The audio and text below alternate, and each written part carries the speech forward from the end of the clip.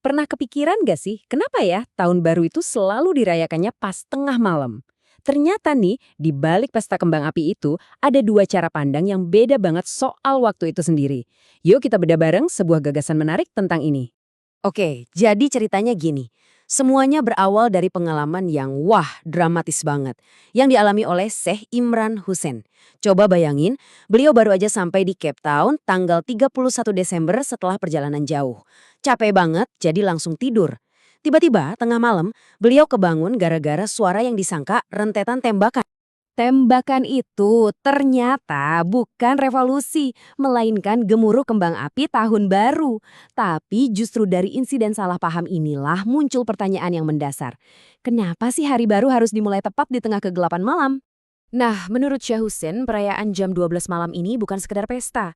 Ini adalah sebuah simbol. Simbol dari pergeseran besar-besaran, di mana manusia perlahan-lahan meninggalkan cara yang alami dan sakral untuk memahami waktu, lalu beralih ke sesuatu yang sama sekali berbeda. Intinya begini, ceramah ini bilang kalau kita sebetulnya hidup di tengah perang antara dua sistem waktu yang saling bertolak belakang. Di satu sisi ada yang namanya waktu suci. Gampangnya ini adalah sistem waktu dari Tuhan yang nyambung banget sama siklus alam yang bisa kita lihat dengan mata kepala sendiri. Kayak munculnya bulan baru di langit seperti yang dijelaskan di dalam Al-Quran. Nah, lawannya adalah waktu sekuler. Ini sistem mekanis buatan manusia. Jam di tangan kita, jadwal kerja kita dari jam 9 sampai jam 5, kalender Gregorian yang kita pakai. Semuanya ini bisa dibilang udah putus hubungan sama ritme alam. Coba lihat deh perbedaannya, bener-bener kayak langit dan bumi. Waktu suci itu patokannya bulan, dan hari barunya dimulai pas matahari tenggelam. Kalau waktu sekuler, patokannya matahari, dan hari baru dimulai oleh TikTok, denting jam mekanis pas tengah malam. Yang satu mengalir bareng alam, yang satunya lagi mengukur alam secara kaku.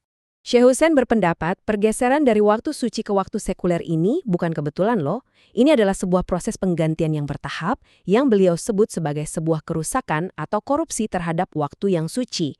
Coba deh kita pikirin bareng-bareng. Nama bulan Januari atau Februari. Ada hubungannya nggak sih sama fase bulan yang kita lihat di langit setiap malam? Jawabannya, ya nggak ada sama sekali kan? Sambungannya udah terputus. Hal yang sama juga terjadi di skala mingguan. Dulu, hari istirahat yang suci itu kan hari ke-7 sebagai penutup pekan. Tapi, sistem modern menggesernya ke hari Minggu, yang justru jadi hari pertama dalam seminggu. Sebuah pembalikan total. Nah, proses inilah yang digambarkan oleh penceramah sebagai kufur setelah kufur. Maksudnya, ini adalah serangkaian penolakan atau pengabaian yang terjadi terus-menerus yang membuat kita semakin jauh dari cetak biru waktu yang asli dan suci. Oke, jadi kalau tatanan modern ini dianggap rusak, lalu seperti apa sih cetak biru waktu yang asli itu? Yuk kita lihat gimana waktu suci dijabarkan menurut Al-Quran. Menurut Al-Quran, aturannya jelas. Tahun itu dihitung berdasarkan peredaran bulan. Bulan baru dimulai saat hilal atau bulan sabit yang baru terlihat. Dan yang paling krusial, pergantian hari itu terjadi saat matahari terbenam, bukan saat jam menunjuk angka 12 di tengah malam. Nah, ini bagian yang paling menarik. Dalam waktu suci, satu hari itu punya 12 jam yang elastis. Maksudnya gimana? Bayangin aja kayak karet. 1 jam di musim panas pas siangnya panjang, durasinya bakal lebih lama daripada 1 jam di musim dingin. Beda banget kan sama 24 jam mekanis kita yang kaku dan detiknya selalu sama, nggak peduli musim. Terus, emangnya kenapa kalau kita pakai waktu yang mekanis? Apa ruginya? Nah, menurut ceramah ini, ruginya besar. Ada harga spiritual yang mahal banget yang harus kita bayar. Penceramahnya menunjuk pada sebuah nubuat yang bilang kalau nanti waktu akan terasa bergerak makin cepat. 1 tahun rasanya cuma kayak sebulan, sebulan kayak seminggu. Pernah ngerasa gitu nggak? Perasaan dikejar-kejar waktu ini disajikan sebagai semacam alarm pribadi buat kita. Percepatan waktu yang kita rasakan ini ditafsirkan sebagai bukti bahwa ritme internal kita, ritme hati kita, udah nggak sinkron lagi sama ritme alam semesta, yang suci. Ibaratnya mesin di dalam diri kita udah lari dari frekuensi aslinya. Dan inilah harga tertingginya. Sebuah kebutaan spiritual. Bukan mata fisik kita yang buta, tapi hati di dalam dada. Kita kehilangan kemampuan untuk melihat ritme alam dan membaca tanda-tanda zaman. Jadi kalau masalahnya sedalam itu, terus gimana solusinya? Apa ada cara buat kita kalibrasi ulang diri kita biar terhubung lagi dengan waktu suci? Ceramah ini mengusulkan sebuah metode yang sangat spesifik. Jadi, setiap hari bacaan dimulai dengan surah Al-Fatihah. Lalu, di hari pertama di bulan lunar, baca surah Al-Baqarah. Hari kedua, surah Ali Imran. Hari ketiga, surah An-Nisa. Dan begitu seterusnya untuk 6 hari pertama, disesuaikan dengan 6 surah terpanjang. Idenya sederhana sebetulnya.